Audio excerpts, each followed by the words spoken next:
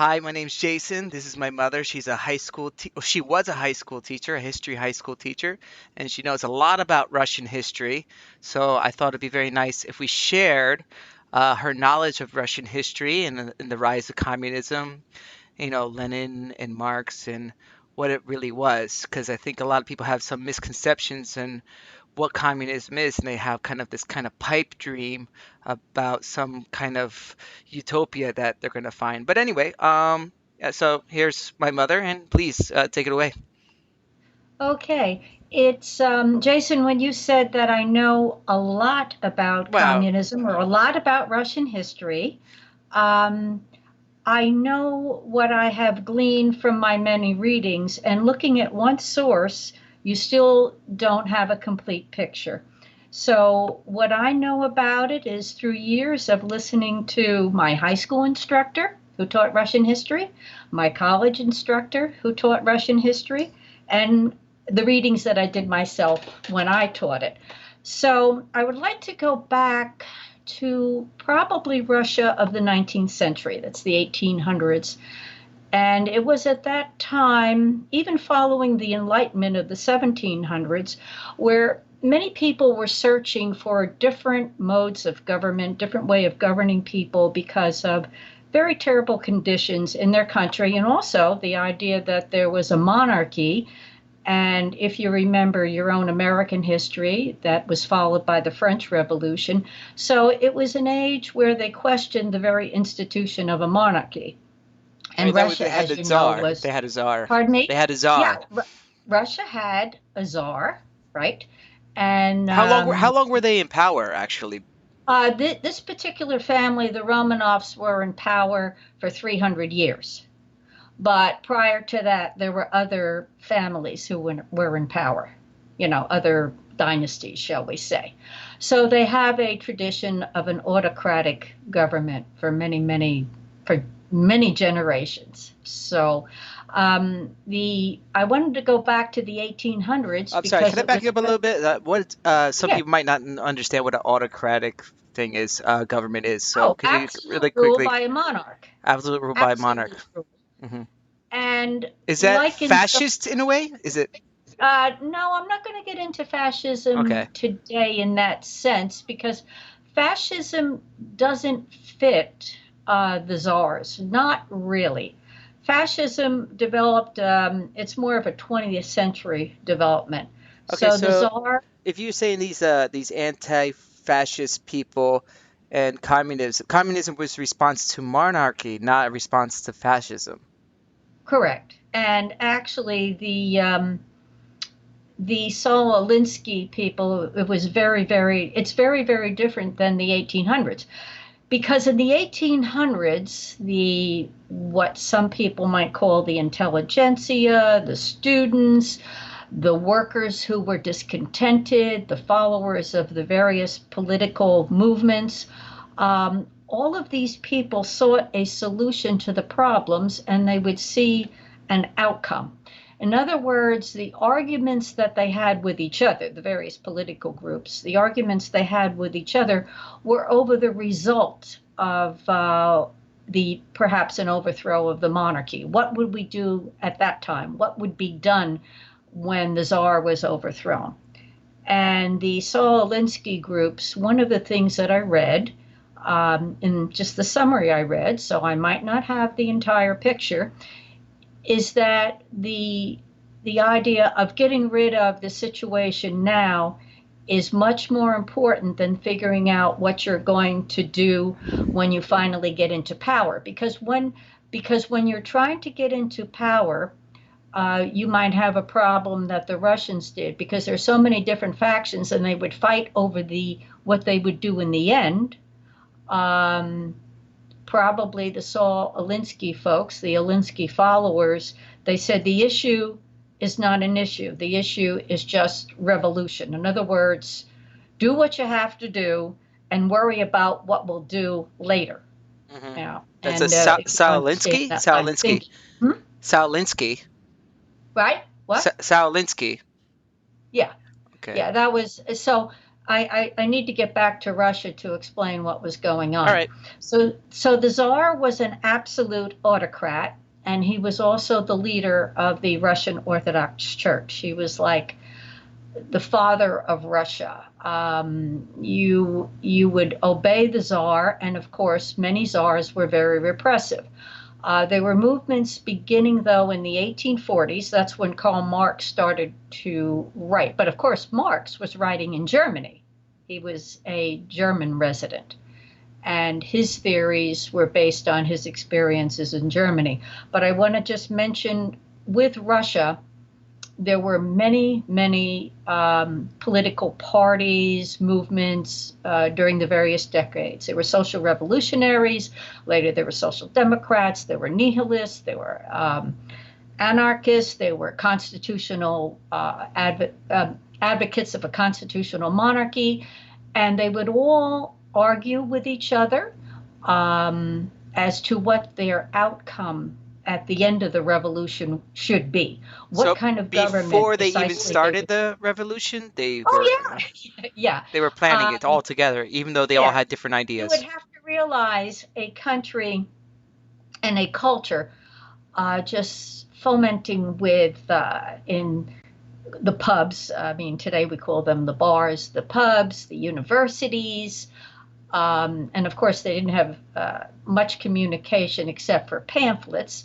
But in the cities, they could communicate quite well in various meetings and newspapers and just informal gatherings. So there was a lot of turmoil in Russia. All right. And one of the writers that people started to read would be Karl Marx. Now, Marx is an interesting figure because he, as a philosopher of politics, he first read some of the works of Hegel, that's Hegel. And Hegel had an idea that Hegel said that history and our culture and all of society has to have a definite progression. In those years, and even like now a little bit, there was great emphasis on trying to get things scientifically proven. And what Hegel said was that ideas moved history, and it had to be a certain progression. And for all the problems of society, there was a great desire on the part of the people, the philosophers, those who were educated, who were interested in trying to figure out what moves society and how can we make predictions and what goals should we have to bring about a better society. So Hegel said that ideas move history, and he came up with a scientific formula which was very popular at the time, because everything, you realize, should be reduced to science because you can't argue with science. So Hegel Can't had argue with science.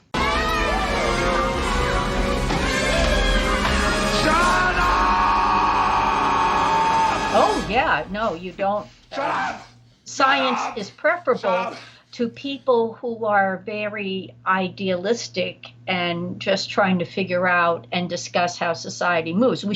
We have to have a formula for how society moves, okay? I see. So Hegel came up with the following formula. There would be a thesis, which means the way things are, an antithesis, which would be an objection or a new idea as to the way things are, and a synthesis, which would be the end result. The synthesis, kind of a tongue twister, would become the new thesis.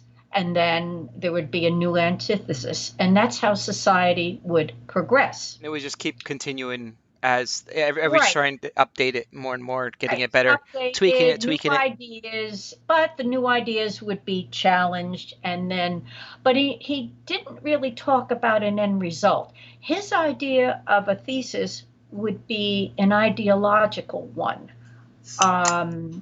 a one that depended on, if your idea, let us say, was democracy, then that is your new thesis. That democracy is the best government. He didn't say that, but I'll just throw that out there. And then someone will say, well, no, it isn't. And then they would develop something else. Now, when Marx read Hegel, he really liked the idea that there's a formula, but Marx said it's not ideas that move society and control history.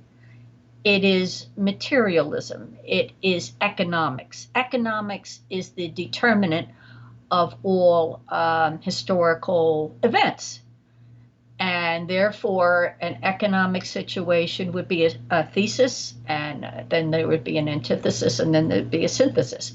So he substituted economics, and he went through, and Marx established an idea that everything has to do with economics, and therefore there would be class struggle too. Now, his thesis, shall we say, is that there would be a certain situation such, all right, well, let me back up, and this is the way I'll mention it. He called this the dialectic. The And he dialectic. called it dialectic. He called it dialectical materialism. And the first situation was tribal communities, and they would have the means of production in their own little tribal primitive community. Whoever was tilling a field, planting plants. And then he said the next progress after that was slavery. And then and all society would go through these economic systems: tribal, then slavery, then feudalism, then capitalism, then socialism, then communism.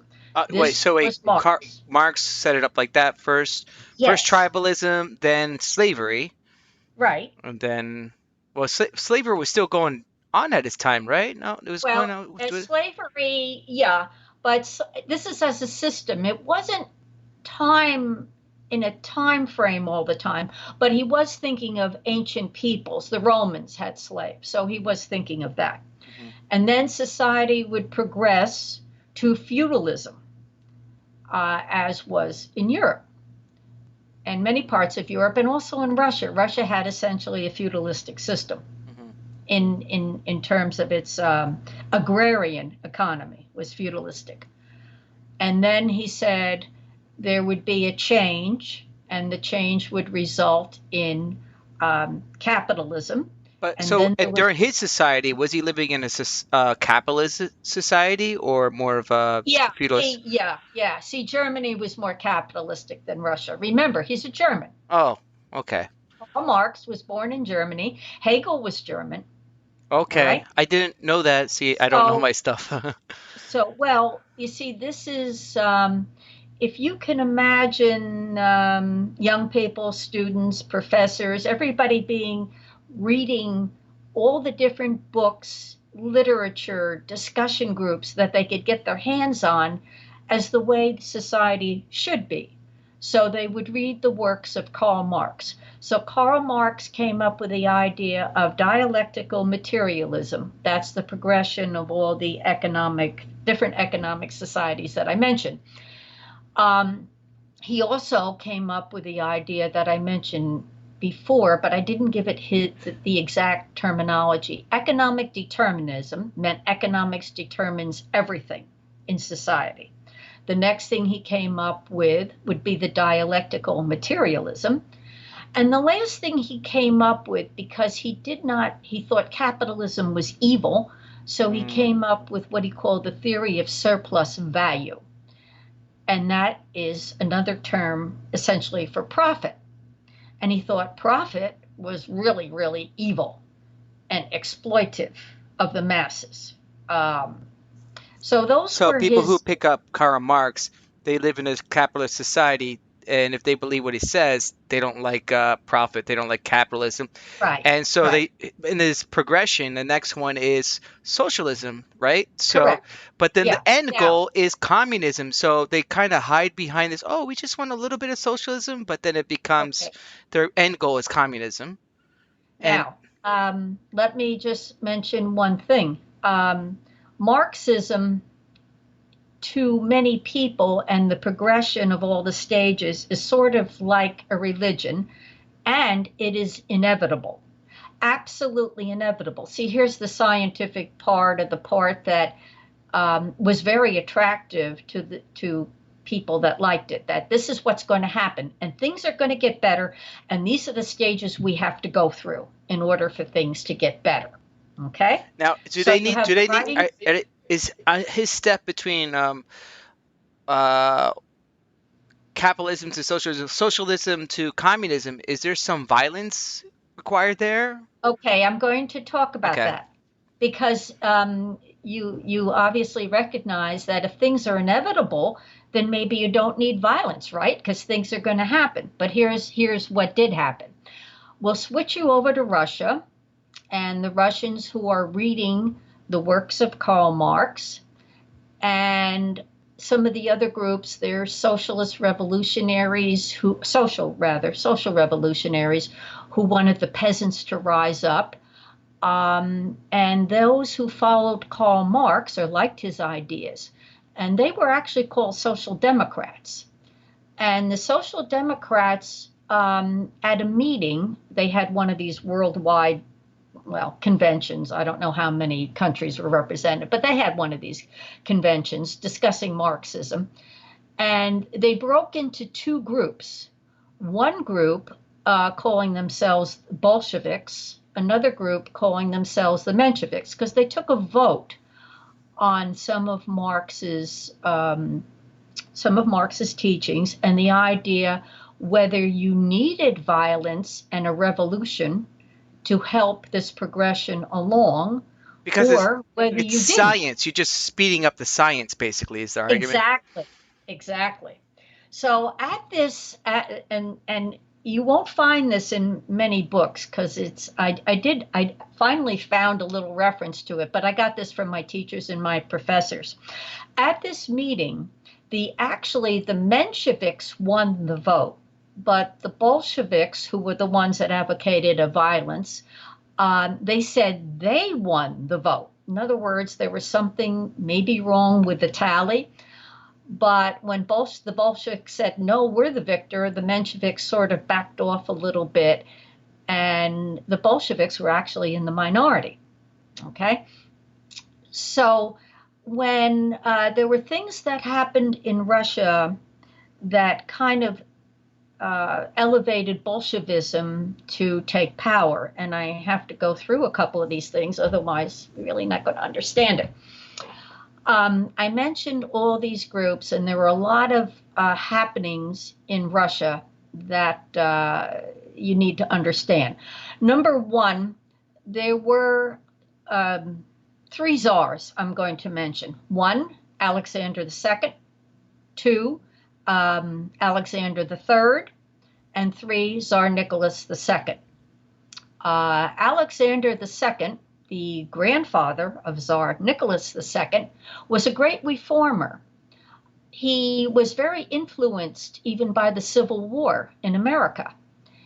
And one of the things he decided to do, because he was called the Tsar Liberator, the great emancipator, he decided to free the serfs. The serfs were kind of like slaves in Russia, tied to the land, didn't own the land, and the landowners would use the serfs, the peasants, to work the land.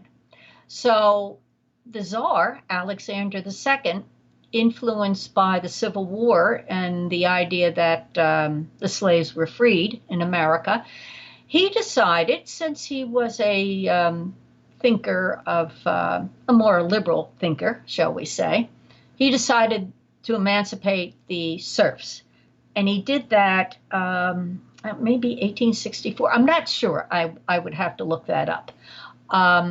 He also was very interested in giving the people more rights. Even though he would still be an autocrat, he did set up some committees. He set up systems where in the various provinces, you have to realize Russia was such a huge country with so many different ethnicities in it. But he did set up little systems where various leaders of the communities all over the nation could report and give him some information, some feedback. Not necessarily rights, but at least he'd have some contact with what the people were thinking. Then in 1881, in the morning, 1881, I forget the day Oh, you exactly. don't remember the date? Oh, you're gonna get in, Oh, but you're I gonna. know it's 1881. I don't Okay. remember the month. All Sorry. right. Okay. Um, he signed a paper that would give some of these communities, not some, oh, that would give various representative communities actually a vote on policy. It wouldn't be binding necessarily, but it would be a vote on policy decisions, their own local administrative decisions, So how they, he's bringing some okay. democracy. He's like a So, reformer. yeah, Oh. it was very exciting. He was a reformer, but, but there were still some very radical organizations. There used to be one called the Narodniki, it was called To the People Movement, where they would run around and urge the peasants to go against the Czar, and the peasants who thought the Czar, they were kind of trained to think the Tsar was the head of the Russian church, and they would go and turn him in. They would turn over the Narodniki to the police. But they were called the Will of the People movement, and they were not satisfied with the Tsar Liberator. It wasn't enough, and it was too late, and they did not want a Tsar. Mhm. Okay, so they'd have to get rid of him. So the very morning he signed papers that would give them some degree of representation and enlighten. He was enlightened in that respect. They assassinated him. And the way he was assassinated, you won't find it in too many books, but I learned about it through They actually my husband. assassinated the Tsar. Yeah, they assassinated the Tsar. He was riding in his carriage, um, and a bomb was thrown but hit one of the drivers of his carriage. The driver of his carriage fell off, was injured. And the Tsar, being, shall we call him a nice guy, he got out of his carriage to see how his driver was doing. And at that point, another bomb was thrown at his legs. His legs were blown off. And his last words were, "To the palace to die." So they took him to the palace, and his son, who would become Alexander III, and his grandson, who would become Nicholas II, watched him die in agony with his legs blown off. And the reaction of Alexander III was, if this is what they do, they meaning revolutionaries, people who don't appreciate what his father did, if this is what they do to my father, who tried so hard to give the people some degree of rights, some degree of representation, if this is what they did, I'm going to be I'm going to be repressive. I'm sure he didn't use that word, but it was like, wait till you see what I'm going to do. So Uh-huh. when Well, I mean, Alexander, he's probably doing that out of fear. He's probably doing that out of fear as well. well, his personality was also that he was a very strong man, um, and very definite, very strong, no nonsense type of person. So he became czar, and he decided to reverse a lot of his father's reforms and to become more repressive, to find out what types of people were against the monarchy, what types of people made for social unrest, and get rid of them, you know, arrest them. And so that was a backsliding started in 1881. Um, then another big incident that happened was the May I ask a question? Russo-Japanese. Yeah, How old was Alexander the Third? How old was he when he became? I Don't know. don't Okay. I know. just wonder how old his father might have been when he I, died. I, that I don't know. Okay. I'd have to look that I up. just thought be But of course, interesting to he know. died. I'm thinking when Nicholas took over.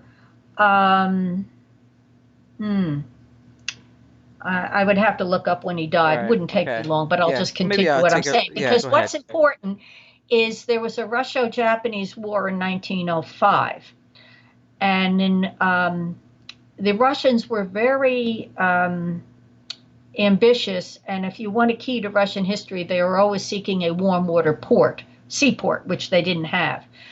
And they were also interested in developing a railroad, a Trans-Siberian Railroad. And that's why they got into conflict with the Japanese, because the Japanese had a war with the Chinese, 1894, 1895, where the Japanese won some land. It was the Treaty of Shimonoseki, and the Japanese won some of the land from the Chinese.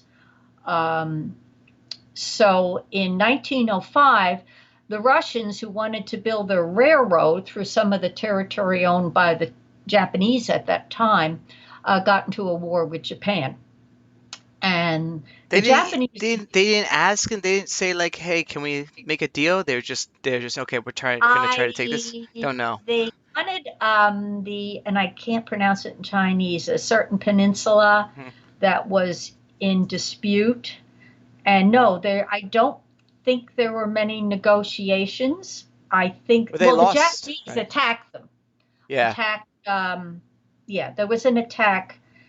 And at any rate, the Japanese did win Yeah. because, first of all, the Japanese were much better organized. Hmm. They had much better ships, supplies, and remember, the supplies were going all across Russia from the Trans Siberian Railroad. You needed men, you needed supplies, so they didn't have enough. The Russians just didn't have enough, and they were foolish to even try to take on the Japanese, I guess. But anyway, the war went very badly. And one of the things my high school, not my high school, one of my college professor talked about was crossing the T with the Navy, which was interesting. The Russian commander actually took a line of his ships and crossed it perpendicular to Japanese ships who could absolutely just blow all the Russian ships out of the water. It's called crossing the T, and it's what happened. Right. Yeah. Anyways, One of my students who's a doctor, he was told me about that war and how, you know, how they beat oh, them pretty well, you know, yeah, like they did. They did. yeah, and they had a very good military strategy at that point. So Yes, I don't they know, it's did. kind of interesting. Yeah, it was very interesting. I like military strategy. But anyway, to continue. Yeah. Now, in Russia, there was a great deal of misery. The factory workers, now I remember reading this, and it wasn't really in many of my textbooks, it was in a supplementary book. And by the way, if you're studying any kind of history, what you'd really try to read some collections of diaries, letters, um, because a textbook is just a couple of professors sifting through information and putting in what they choose to put in. Yeah, you So know, a it would be textbook, really nice if high school they would add some of those letters there. So you, you need original documents because that's how you get the picture. So some of the Russian factory workers, a lot of them, if you can imagine this, they didn't even live in the city. They actually lived in the factory. And a section of the factory was divided by blankets, and you and your family had your little section, and you worked in this condition. In other words, you didn't even have a home. So the factory workers were in misery. The peasants were also in misery because of even though Alexander, going back to Alexander II, the Czar liberator, when he freed the serfs, he said that the serfs could own their own land. But that meant that they also had to pay taxes, and the system was so disorganized and they weren't ready for that. And so the serfs, actually former serfs, peasants, we'll call them now, couldn't pay their bills, couldn't pay their taxes, and they were in misery too. So you had your two biggest parts of the population, your factory workers and your peasants, in absolute misery.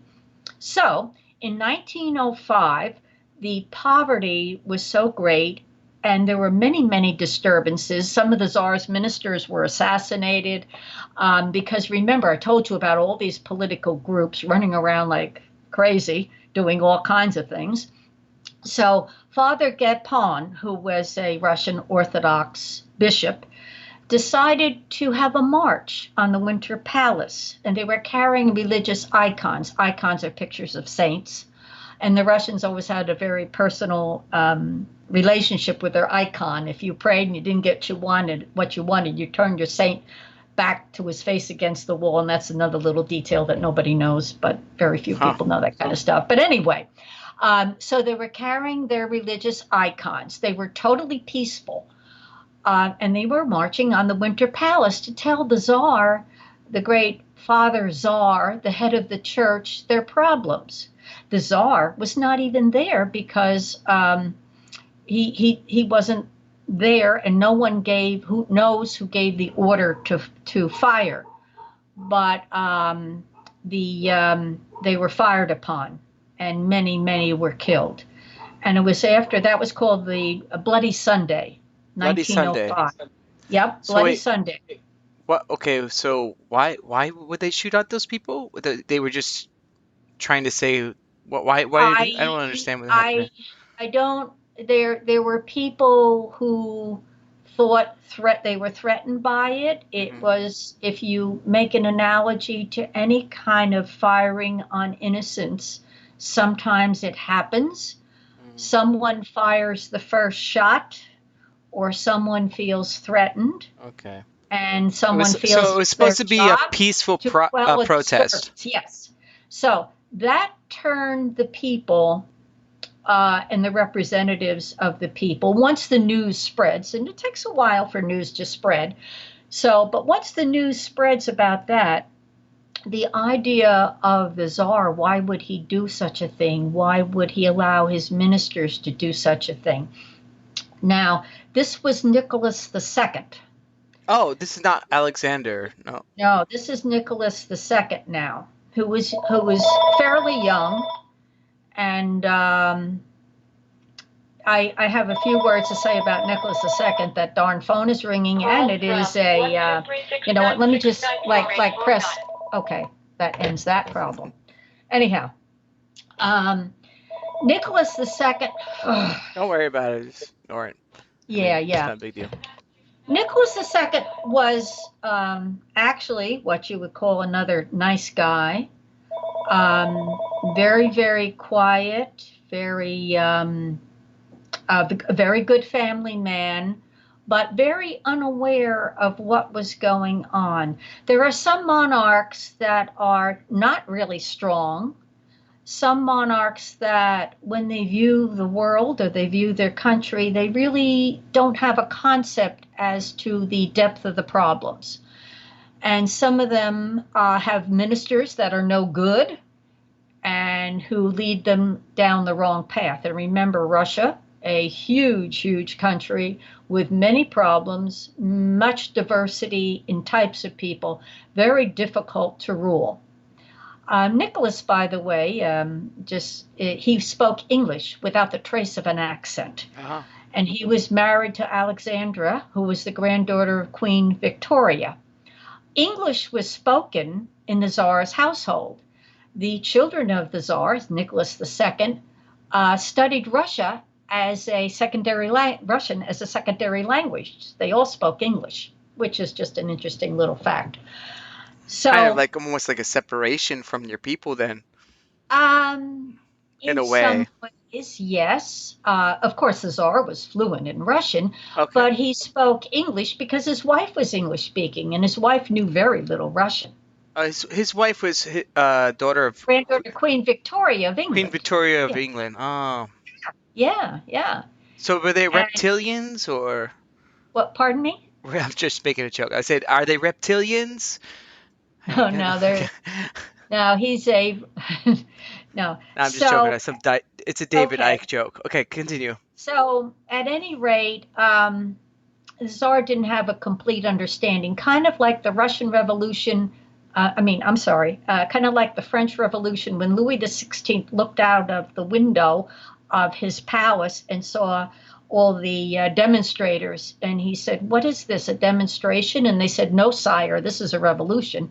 And Ooh. as you know, Louis XVI and his wife Marie Antoinette were executed. So sometimes monarchs don't have a good handle on the situation. Okay. Mm. So then certain developments, poverty, rebellions here and there, and then came what I guess the French would call the coup de grace, what started the whole thing off of the Russian Revolution was World War One. World War One broke out in 1914, and the the Russian army was still in very bad shape. And if you can even imagine this, 25% of the Russians were sent to the front with no weapon. So imagine being in an army without a weapon.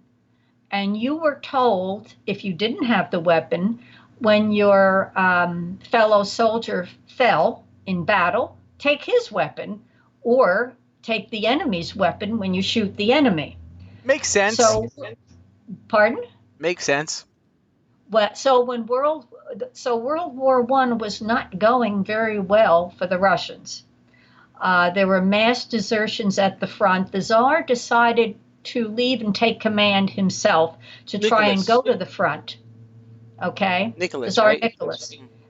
He felt he should stand with his men in various places, and he left the governing of Russia to his wife, Alexandra, and ministers, but Alexandra favored the former monk Rasputin. Now, he's a whole big story. Rasputin is one of the most interesting characters in history, let alone Russian history. And she would listen to his advice. Now, there were very many ministers who were very disdainful of this. Some of the Tsar's own relatives actually ended up killing him. And it's a wonderful story. The story of Rasputin is, we used to beg our high school teacher to keep telling us, because we would hear from the kids the year before what a good story it was. And we would say, Mr. Johnson, tell us the story. And they tried to kill him over and over again, and he was really hard to kill. And, yeah. And in the end, everything that was done to this man, he was shot, he was poisoned. In the end, when they pulled him out of the Neva River, he had mud and dirt under his fingernails. In other words, he was still alive trying to crawl out of the river. It's a very good story. And it was Prince Yusupov who lured him into the house to eat, come to our house, come visit us. And that's where he poisoned him. Yusupov was a cousin of the Tsar. So anyway, this was an opportunity for many revolutionaries to start heading toward Moscow, St. Petersburg, which later was named Petrograd, and to try and get power, to try and topple the Tsar. Okay, they wanted to topple the Tsar. Various groups, many groups did.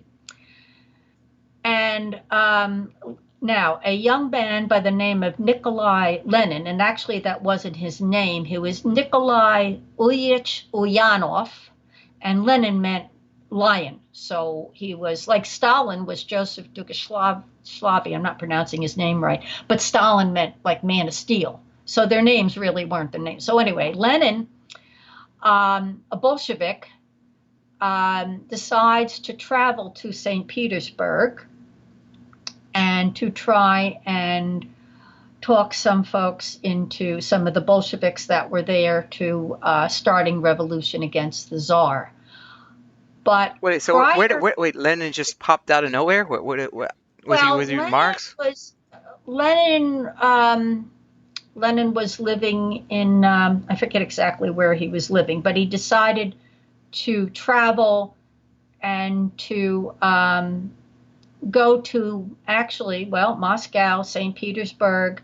They were all controlled by the Tsarina and Rasputin and various assorted ministers that were around.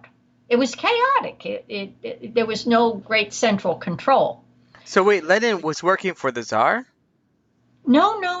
Lenin wanted to overthrow the Tsar. But he was friends with Rasputin? No, Rasputin was friends with the Tsarina. Lenin decided this is an opportune time, with the mess at the front, the mass desertions. Oh, and the workers were on lots of strikes. There was a great big general strike where nothing was getting done. The factories weren't working because the workers were on strikes. You have to imagine total chaos. But there were some other groups too that wanted to overthrow the Tsar, and they set up a provisional government. Um, and there were constitutional monarchists, there were social revolutionaries, um, there was a couple of other groups, and they had a coalition. A coalition government is you're part of a you're in one group, but there's guys in other groups, and by yourself you can't control. But if you join with the other guys, you can try to set up some sort of government, which is very, very difficult to do, but you try and set something up. So a provisional government was set up by Alexander Kerensky, who later on became a teacher at Columbia University in America. But Alexander Kerensky set up what he called a provisional government. Provisional government, even though the Tsar was still in power? Oh, yeah, the Tsar was at the front, but the Tsar was reached by some of his people, or maybe his army. See, his army, I'll mention the army in a minute, and he was told, look, everything's been overtaken by the provisional government. Your army, there were many deserters, and when the leaders of some of the Russian troops, who supposedly should have been loyal to the Tsar, they were told to put down the provisional government. They said, no, they turned on the Tsar. When you lose control of the army, you lose control of everything. So they told the Tsar, you have to abdicate because your power is gone. Well, Gone. he's putting people out there with no weapons. I mean, of course Right. they're going to lose Right. There's confidence. massive Well, it's a desertions. bad idea. Why did he do that? What? Come on. Come on, Yeah, man. not a good idea. Not a good idea. Yeah. So he realized he could see the writing on the wall. He was told. And in the meantime, the provisional government was going to try to create in him a constitutional monarch, such as they have in Great Britain. Okay? So he was told abdicate, which he did. And he abdicated for his son, too, Alexei. The boy was about 15, and he said that he didn't want his son to be in that position. And the boy was also a hemophiliac. Sorry, I have to ask what the word advocate means. Abdicate means say you are no longer on your throne. You've given your throne up. You give it up. No argument. I see. Just give it up. So he did. And he said, I also abdicate for my son, Alexei, because if he didn't do that, some people that still wanted the monarchy might use Alexei, try to get him back into power. He thought his son would be in danger. So he abdicated for Alexei. He said, maybe my brother Michael might want to be Tsar and you can work with him. And Michael, it only took Michael one day to figure out he didn't want it either, not with all that was going on. So Michael said, nope, I don't want it. So the Tsar would head back, and the provisional government had taken over. Now, the provisional government was only in power for 8 months. And Lenin was part of that provisional government? No, he was not. Oh, sorry. I'm just confused. I don't know. I don't really understand where he comes in. He's Russian. This is very confusing, actually. Yeah, I'm sorry. Yeah, I just you brought him up one time, and then it's kind of like, oh. Well, because he's in the background. I'm sorry. What is he now, though, in this situation? Just a guy? Just a leader. Scholar? Of the Bolsheviks, him and his buddy Engels, Frederick Engels. They're Bolsheviks. They're Germans. Bolsheviks, yeah. What exactly are Bolsheviks? What? Oh, those are the guys that... Bolsheviks are the folks that said, Karl Marx is right about... they have to use violence. But we need to help the revolution along. Push it forward. We need to help the people now. Yeah. Progressive. So we need violence. Okay? And a background of Lenin, his brother was arrested and killed by I don't know whether it was Nicholas II or Alexander III, I'm not sure, but he had something in for the monarchy too, Lenin. So, but the provisional government was in power. They had no intention of executing the Tsar or his family. Kerensky wanted to give people religious freedoms because there used to be pogroms against the Jews. That means killings of the Jews. He wanted to give the peasants some help, the factory workers' rights, clean housing. The provisional government wanted to do a lot.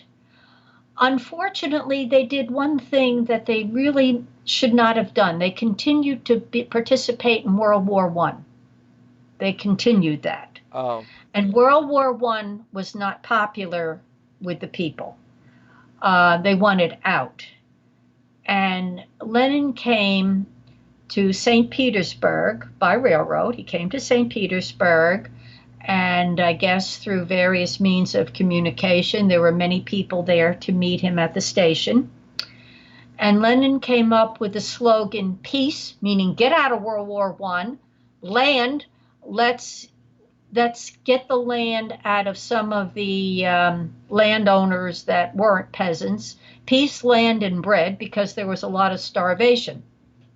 So Lenin came up with that slogan, and the peace, many bread, and starvation. peace, land, and bread, Peace. Oh, peace. Oh, peace, sorry. land, and bread, Okay, peace, because land. many of the people were starving Right. because of the strikes.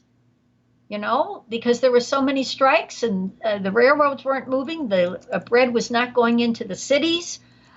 You're talking about something that this nation, our own nation of America, has never ever seen anything like the misery, the absolute misery in Russia. So Lenin gathers forces and marches to St. Petersburg and marches and he defeats actually members of the provisional government. Many of them fled and many of them were executed. They only lasted 8 months. Kerensky got out, and as I said, he came to America, was a professor at Columbia U. And so the Bolsheviks, Nikolai Lenin and his party take over. Now, the question is, and they got out of World War One. They signed a treaty with the Germans, which was not good for Russia. They gave up the Ukraine, territories in Latvia, Estonia. They gave up. Oh, by the way, in World War One, Russia lost about a third of its population through many, many problems and through the fighting of the war. So they gave up a lot of territory. It was called the Treaty of Brest-Litovsk. And so Lenin was now in power with the What Bolsheviks.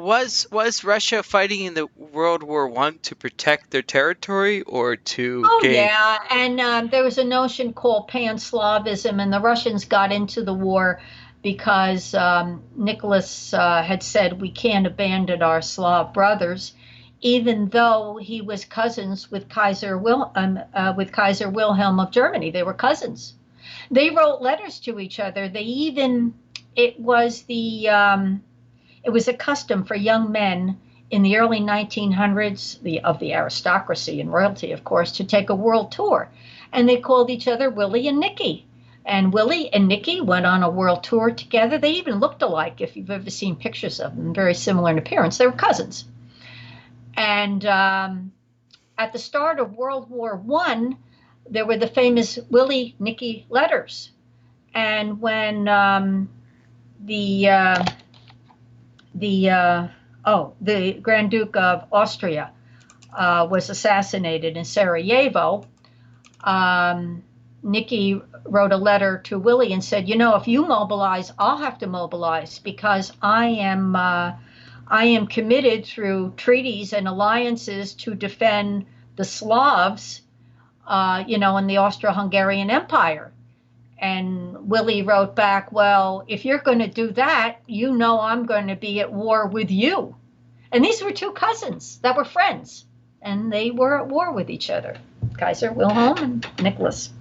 So anyway, the Bolsheviks were in power. Now the question is what to do with the Czar. Now they've killed Rasputin, so what should they do with the Czar? Now, the Bolshevik army did not just walk in without opposition, even though the provisional government ran for their lives. Across Russia, there were many the former army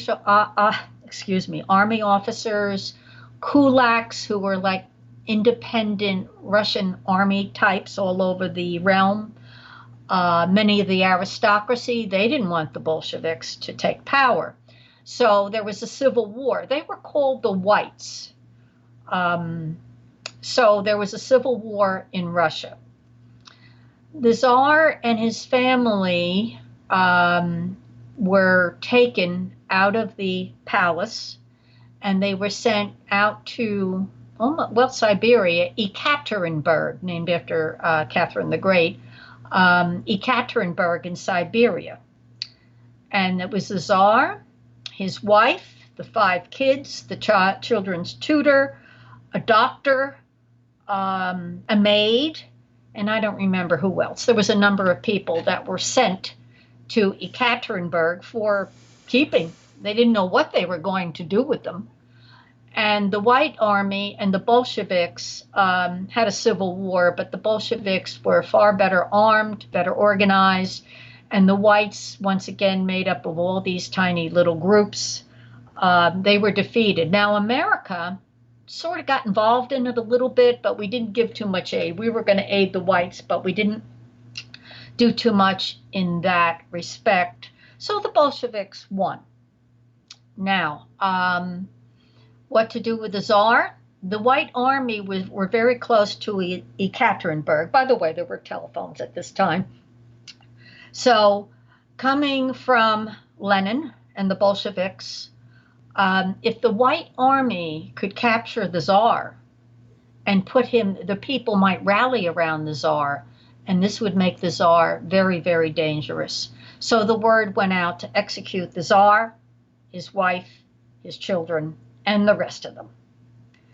So, I mean, but they already lost power. Like, they don't have any power at this point, right? They lost power, but there was still a movement to keep them around. There were still people that may have wanted to set up a constitutional monarchy, just like in England, where you still got Queen Elizabeth there. The Tsar being powerless, like having like a figurehead. Yeah. But unfortunately for the Tsar and his family, they were executed. And so of course, the Bolsheviks just had to stick it to them and just say, they gave out the order. Science has to happen, and if you're around, we can't have our science. So this is, as I said, it's all inevitable, according to the Bolsheviks. According to Marx, it was inevitable. And you had to be against religion, because the religion itself became Marxism. The writings of Marx became like the Bible. The party, now you want to know how it gets to communism. The provisional government were playing with the idea of socialism, socialism would simply mean that the government would control the means of production. Okay, that would be the socialist, their main idea of socialism is the government controls the means of production and the people would still be paid. Mm-hmm. But in communism, which is the last step, and it will be the last step because you will have the dictatorship of the proletariat, because all of this class warfare, Marxism is predicated on the idea of class warfare. The bourgeoisie against the proletariat. The bourgeoisie are the owners, the capitalists. They exploit the proletariat. And the proletariat, remember this phrase, the haves versus the have-nots. And the have-nots want to have what the haves have. So you have the bourgeoisie fighting the proletariat. The proletariat will win. You'll establish communism. Because when you establish communism, you will have absolute equality, because it will be from each according to his ability, to each according to his need. And since no one will have more than the other, the state will wither away. That was the terminology, wither away on the vine. In other words, Ah, you won't need government because government has to be there, in our opinion, probably because somebody has to protect you from your neighbor taking some of your stuff, besides all the other things government does.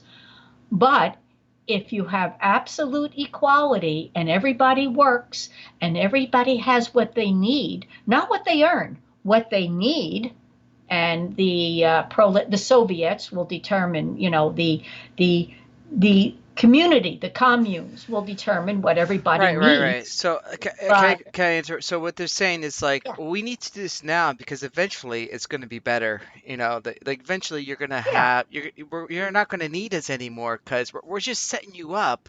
We're right, trying to control you to set you up in the future because in the future there's going to be no government. right.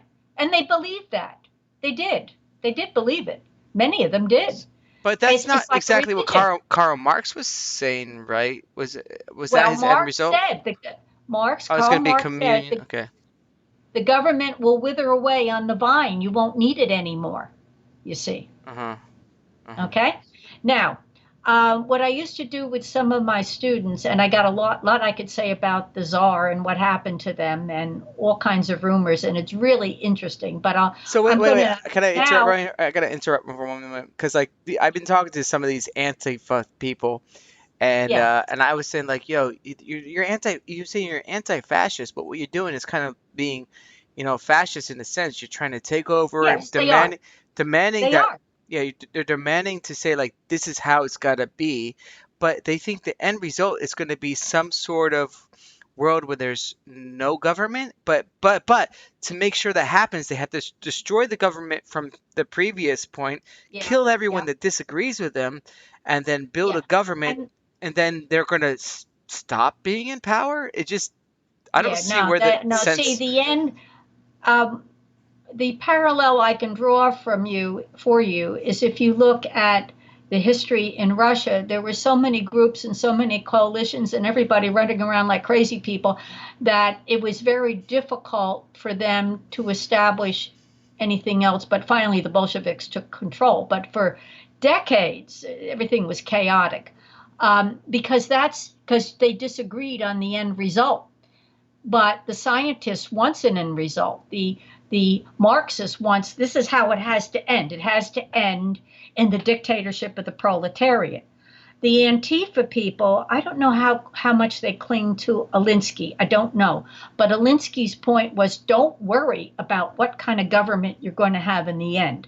Just get rid of the government you have now, and then we'll discuss that later. We talked Okay? about Alinsky before, and where was he in history again? Was he Um, Okay, wait. Alinsky, maybe, geez, 1930s, okay? So maybe. it's later. Okay. Hillary Clinton did her paper on him. Oh, Maybe oh, that's that's too early. She did her master's degree, I think, or one of her oh, papers when she was in great. college. Oh yeah, yeah, she did. Yeah, Sounds wonderful. Yeah. yeah. Now, one of the things I really want to do very much, and then you can end this and we can go on different topics about this at Strangle a different Hillary time. Clinton. But I have to tell you this, what I had my students do. I had them point out to me the fallacy of Marxism and the idea of economic determinism, Can you because hold they're that thought for saying, one moment? Can you repeat that one more time? okay, I'll be right back. Give me a moment. yeah.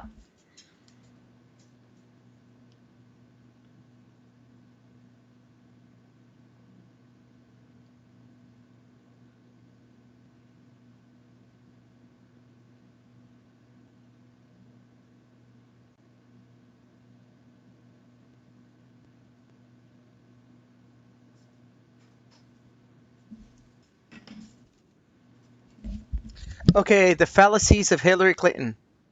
No, the fallacies of Marxism. I got to Okay. do this because you may not find this in books. I got this from my high school teacher who challenged us to find out fallacies.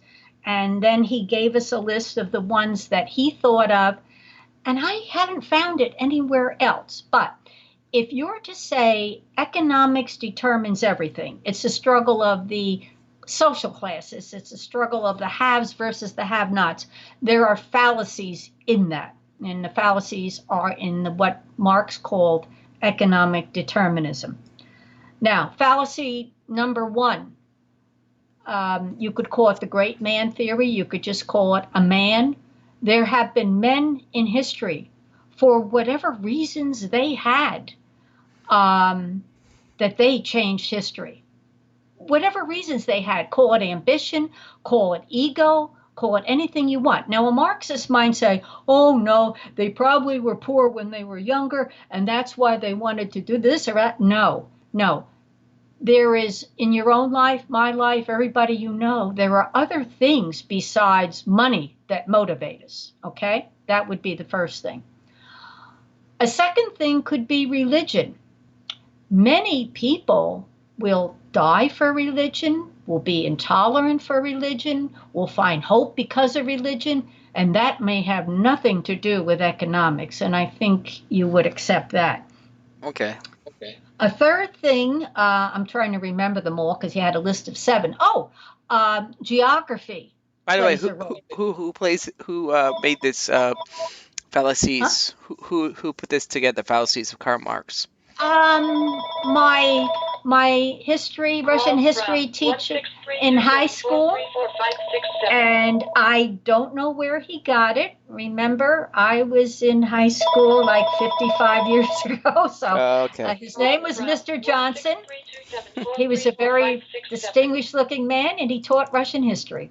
And I don't know where he got these, but if you think about the fallacies, um, you'll see that they are correct if you analyze them, if you accept them.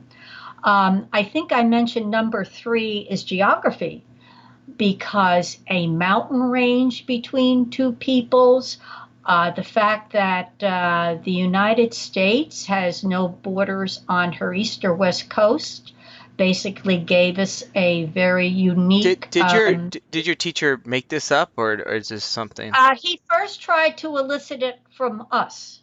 What's his And so name? now Do you remember his name? because I taught Russian history also, I use this too. So now it's hard for me to remember what we used to call him the Czar, what Mr. Johnson said, what my Okay. students came up with, or what I came up with. It's kind of a list in my own head. I can remember him talking All about right. some of it, so I don't know. So Yeah, anyway, yeah, but geography. okay, so if you just type in fallacies of Karl Marx into the Yeah. internet, you can find like a lot of people writing about this. Oh, I'm sure. I'm And sure. also This is there's out of like, my head. yeah, there's Memory. inconsistencies of science, socialism. What are the fallacies that Marxists still continue to use, and so on. So I mean, this is not Okay. like just your high school, I mean your university professor. Oh no, no, This is a lot of people pointing out these I'm sure, fallacies. I'm sure, but I'll mention a few that Sure. maybe they're not pointing them out. Weather and climate. Battles have been lost because people's powder got wet, with the Hmm. guns. Hmm. So weather and climate have a role.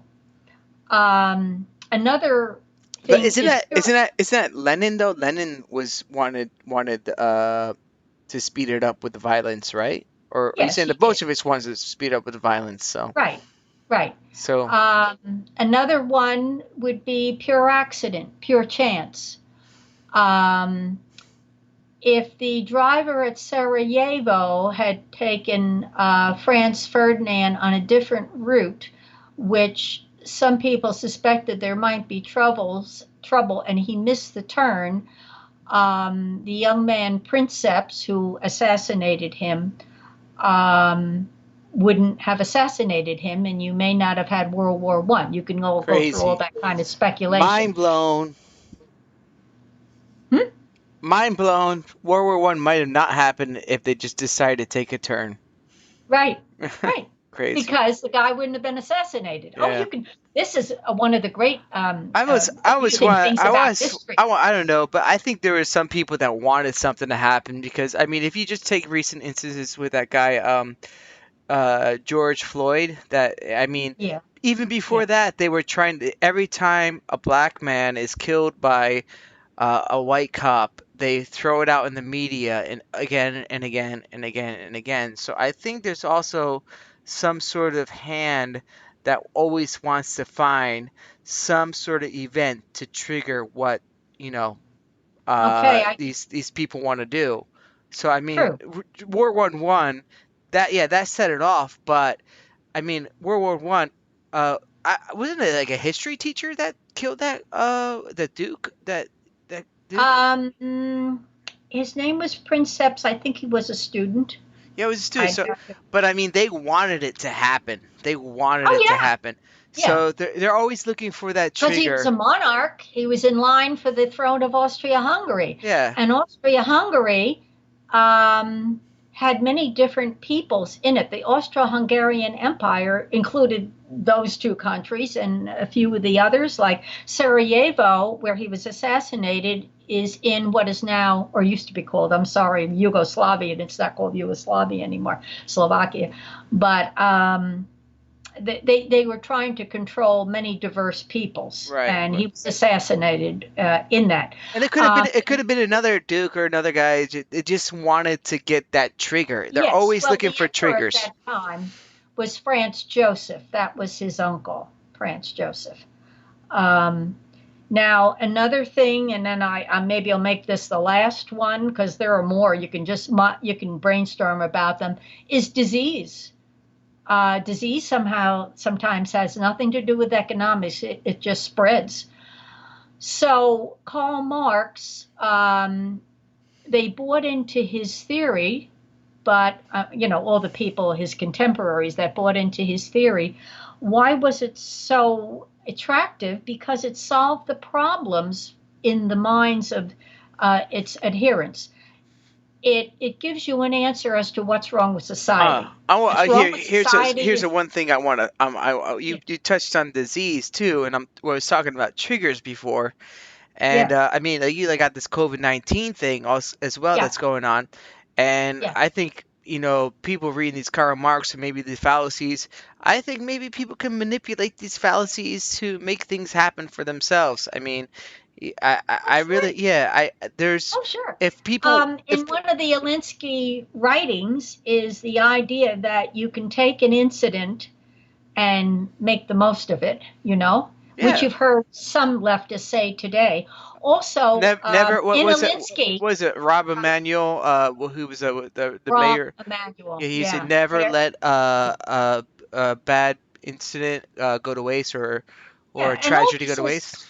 very old. It goes way before Alinsky. All you have to do is pull off an assassination of somebody, and then you have an incident. Another tactic of the Alinsky people is to infiltrate. They don't, oh, they can use demonstrators, but with what Wait. they prefer to What's this do guy is to Alinsky? What's his full name? Alinsky. Alinsky, Saul, Saul, and S it's A U L.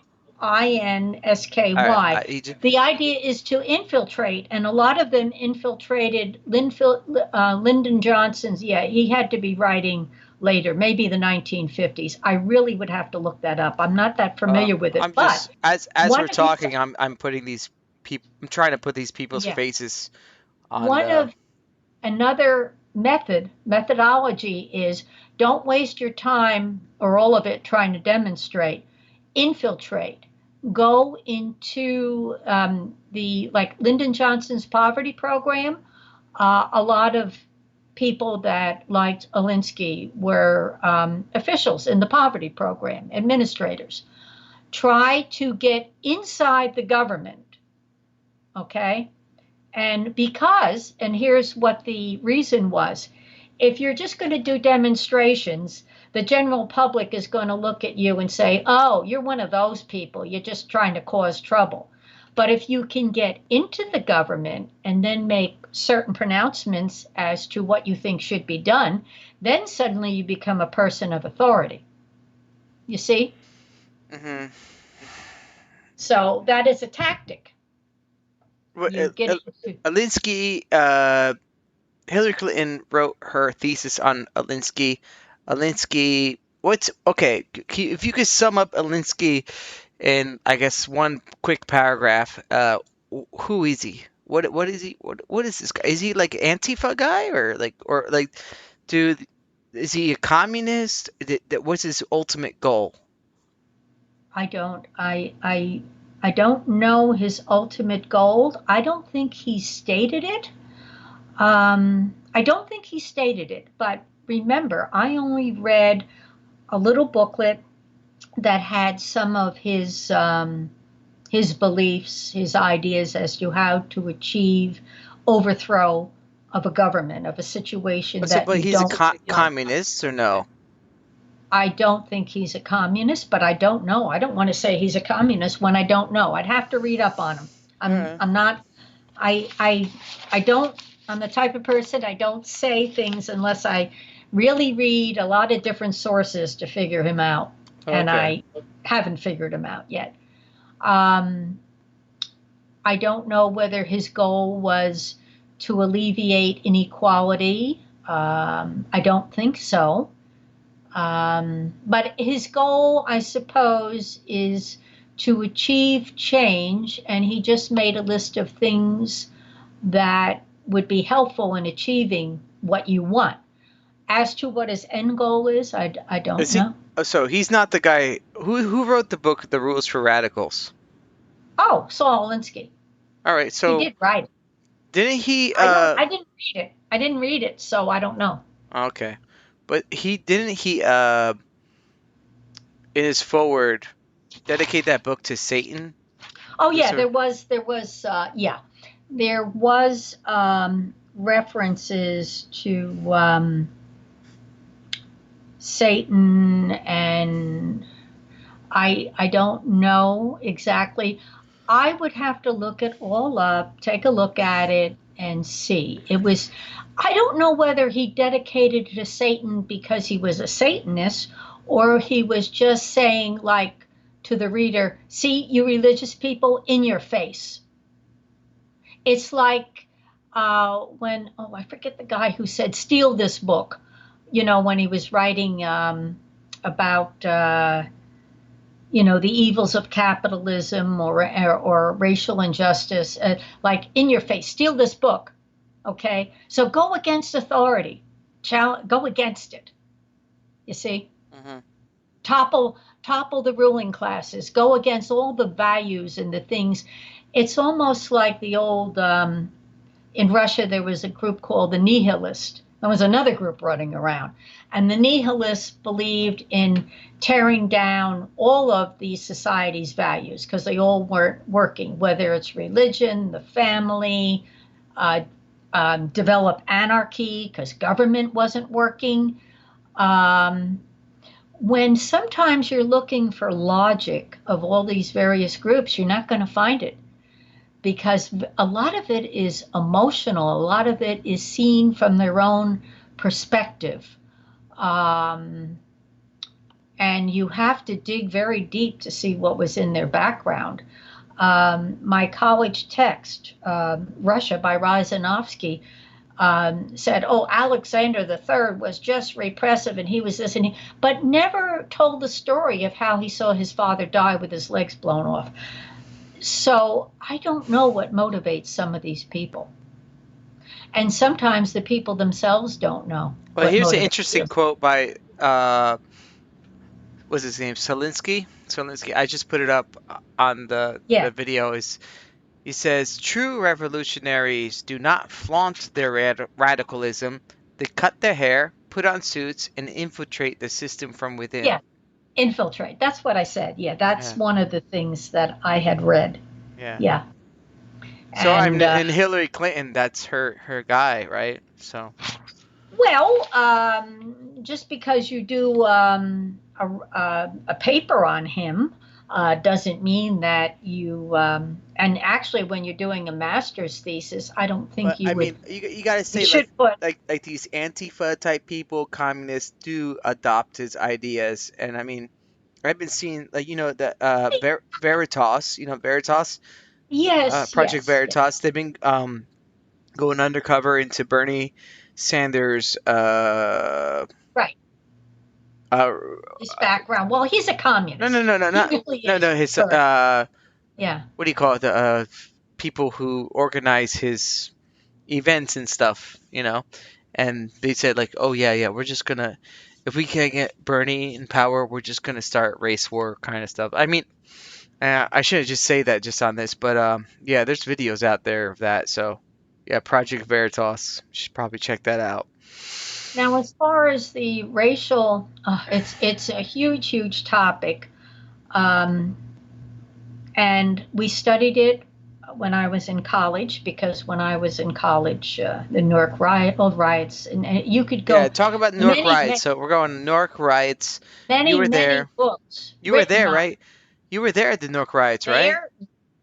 Wow. I was, I wasn't in the middle of it. Uh, I just, I remember tanks going down Springfield Avenue, and I worked as a waitress in a diner right on the Irvington border, Springfield Avenue. And my manager, or actually, he was the owner of the diner, he had a big shotgun by his cash register. And in those days, make it sound like it's so long ago, but I guess it is, um, there were orders from political people, and they were, like Mayor Dunn of Elizabeth, shoot to kill.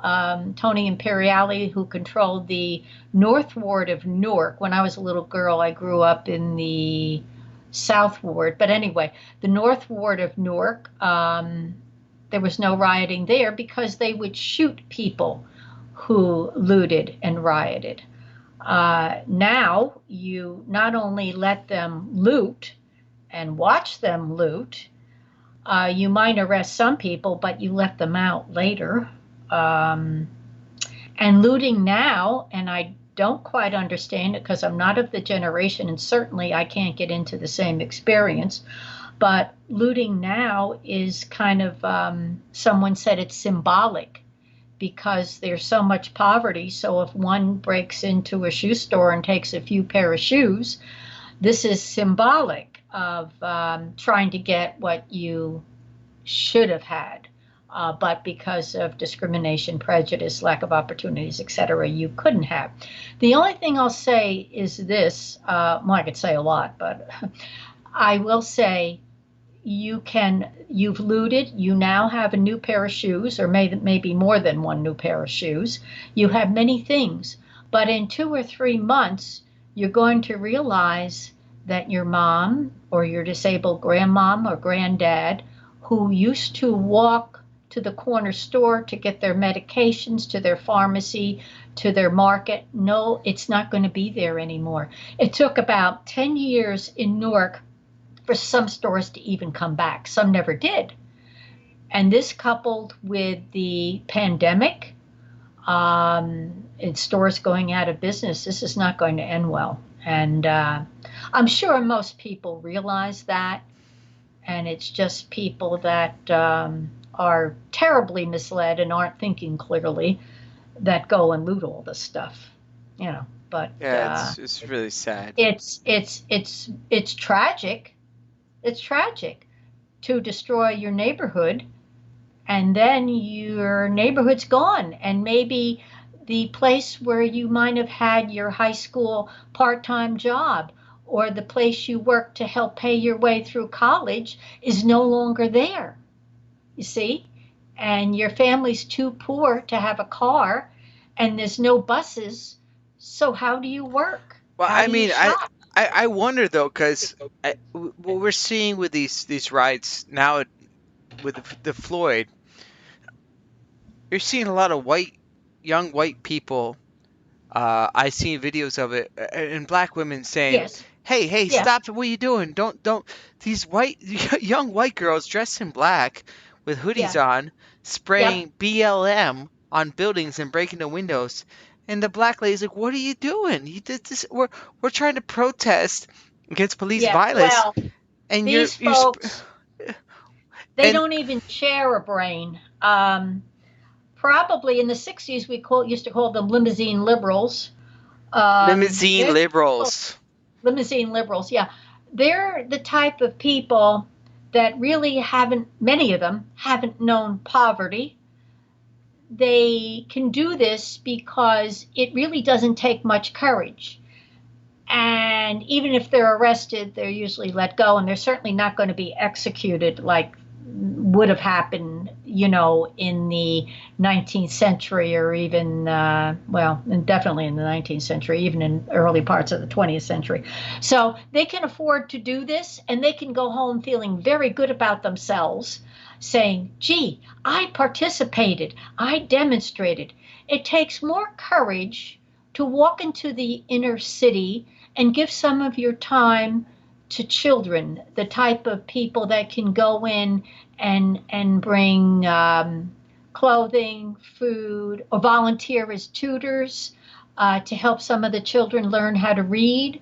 Um, that is a special kind of person that gives up all their time and some of their energy and some of their money. Um, Courage is measured in different ways, but that is not courageous to me. And by the way, I don't know how I forgot this, but I did. One of the biggest fallacies of Marxism at all, and why it really, why you had to have a revolution to help it along, is it never went through the capitalistic stage. And the idea is you have a middle class. And that is why in America, no matter how much Bernie Sanders would like to think about it, is the middle class actually does own some of the means of production. It's called stock market and investing. And that is something that Marx never foresaw. So Right. that is another example of some as a reason not to take what he says and make it your gospel, because he Right. never Can I even ask you one more foresaw the middle question? class. Yeah. We kind of I want to wrap it up, but we kind of Okay. Sure. skimmed over Lenin. I kind of don't understand where Lenin comes in this. Who is that guy, Lenin? Like, in what is this? What's the different ideology between him and Marx? Was he the guy that said like we gotta speed He it up? adopted Marxism as a young man. His I'm trying to remember what his father did, but I know his older brother, was involved in revolutionary activities in Russia, and he was executed. He married in the university. He met a young woman who was also a revolutionary type. He married her, and together they went over the writings of Marx. They were part of the young people who were investigating many different types of revolutionary activities. And he was a leader. He had good leadership qualities. He was very intelligent, and he was dedicated. He didn't want to compromise with anybody. He was just dedicated to the idea of overthrowing the monarchy, you know, overthrowing the monarchy and substituting it with communism, and skipping the capitalism altogether, because um, he felt that this was necessary.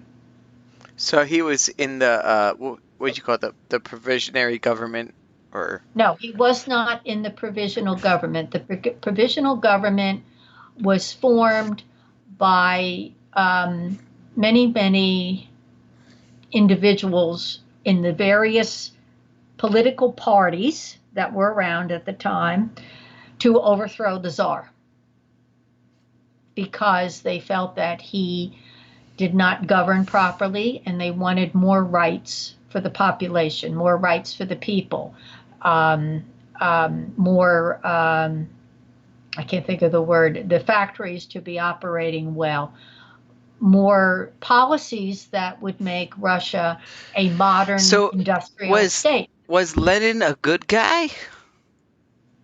Well, that a good guy. I mean, I just I maybe he's wouldn't. not as important. He's not like an Oh, he's Antifa. very important. He was the one that made the revolution a success. He died in 1924 of a stroke. So he wasn't around too long to see any of his goals developed.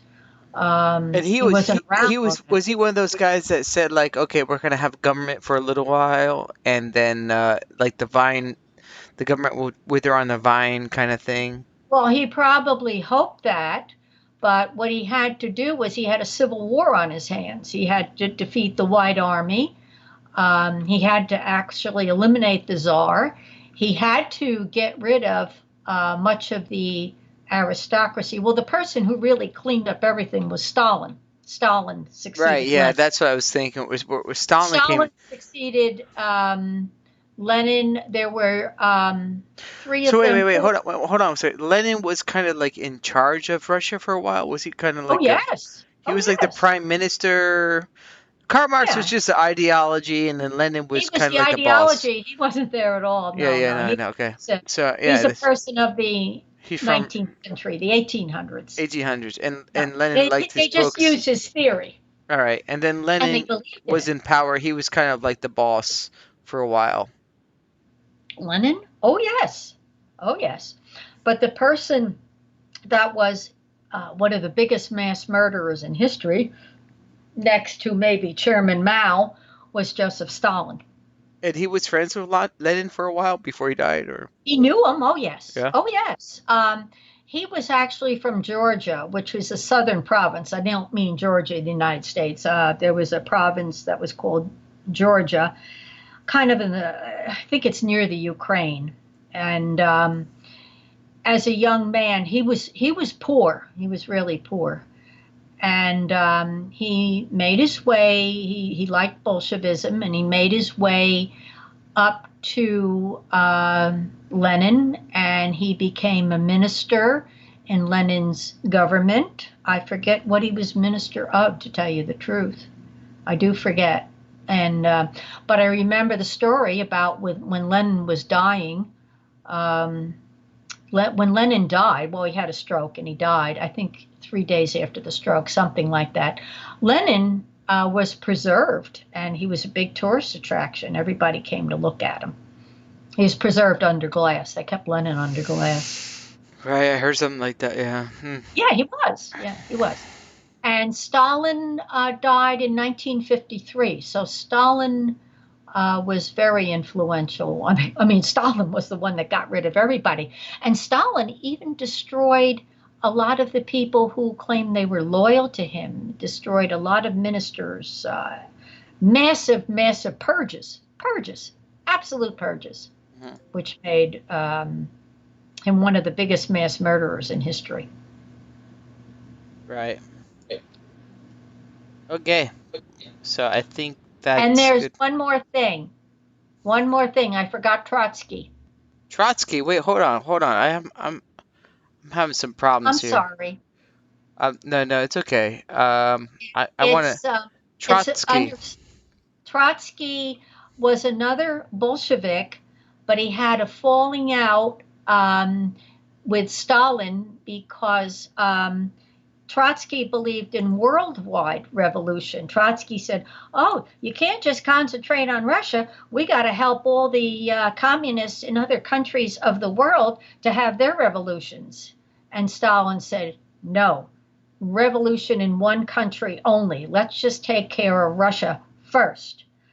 So Trotsky eventually was dismissed by Stalin, relieved of his, I think he was foreign minister, and Trotsky ran to Mexico and a few years later was assassinated with an ice pick through his head. So that's what Stalin did with Trotsky. I'm just mentioning it because these are some of the names when you read anything about this, even in a cursory fashion, you might wonder about them. So that's Trotsky. So Trotsky, a good man.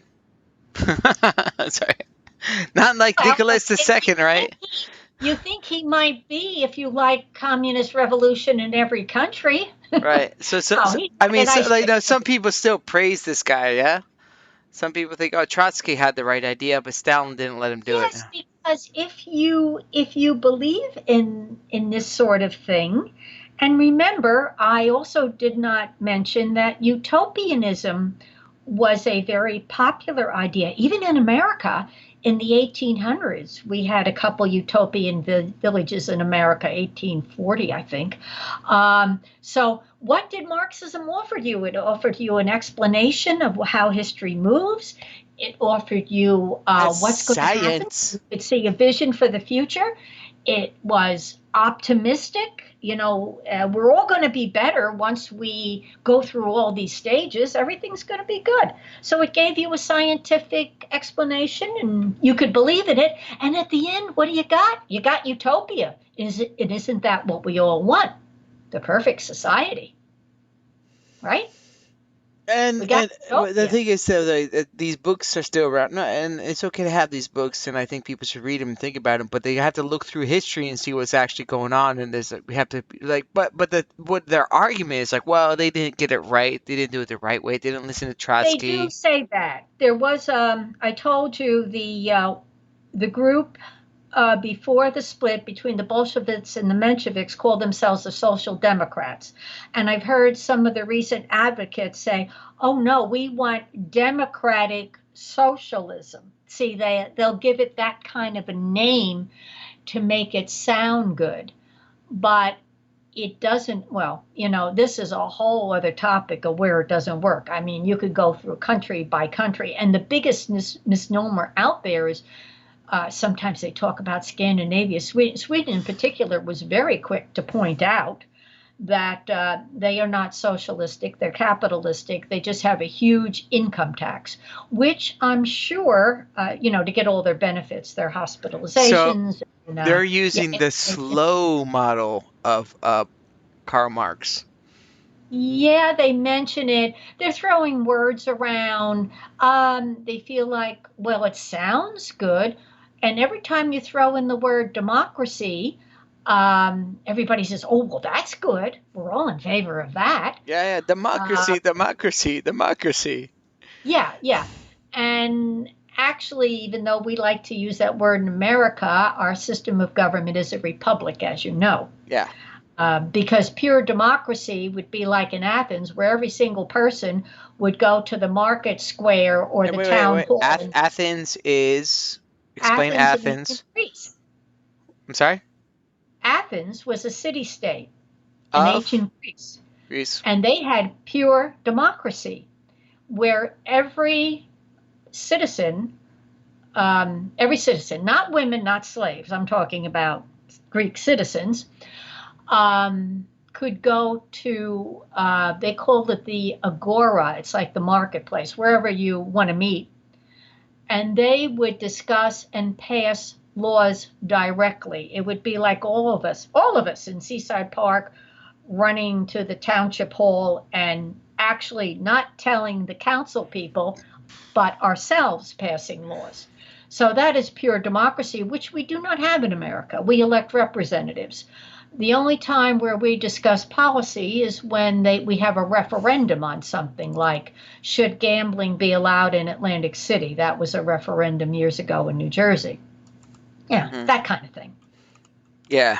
I know, I understand. I knew about Athens, Well, but I you mean, knew that. That's well, good. I Yeah. mean, like, people may be watching that, like, they don't understand. Like, yeah, pure democracy is from, yeah, Greek culture, Yeah. yeah. It's Greek. And It's a Greek city and state. and they Yeah. would have what I understand, they would have a black stone and a white stone to decide, like, Yeah. okay, well, we Oh, don't like this person, so um we throw your stones into the pot, and yeah, if there there's more was something black than about right, it. and we'll kill them, kind of like that. But that's so long ago that, well, some people say Western society, which is still our society, is a product of Greek ideals and Roman law. The Romans were excellent lawgivers and engineers. It just meant they were good at it. They were good at their organization, and they built very good roads. And Greek ideals, the loftier ideals like individualism and liberty and democracy and, you know, creation by a creator, the gods, what the gods want us to do, and so forth. So Greek ideals and Roman law, yeah. Mm. All right, well, But I mean, that's, thanks. I think it's been about an hour and a half, and I oh gotta go to yeah, bed, but probably. this is a good conversation.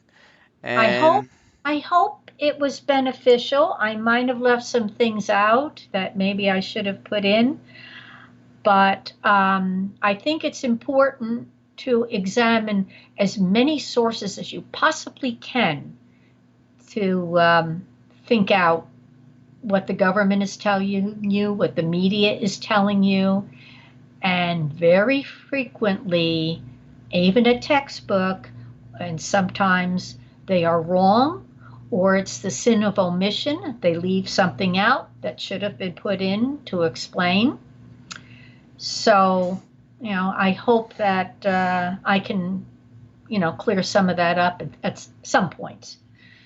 Yeah, I think we should do this again, and there's a lot more questions, but um, we'll probably let's pick another topic and focus on it a little bit more. And I think this is really fun, and I really Well, hope we yeah, could I do it like again it sometime. because I retired a long time ago, and 2006 to be precise.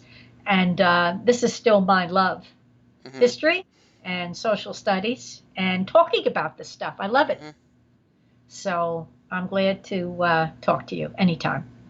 All right, next time maybe I'm actually trying, just getting used to this. I didn't realize I could keep updating the pictures. Everything you're talking about, I was like throwing some pictures out there and of the people you're Oh, I don't talking know what about. you're Yeah, so doing. later I'll send you a link to the video, and then maybe you can check out what I'm doing, and then over Oh, I time. don't know whether I want to watch this. No, no, you're great, Mom. Yeah, no, that was really.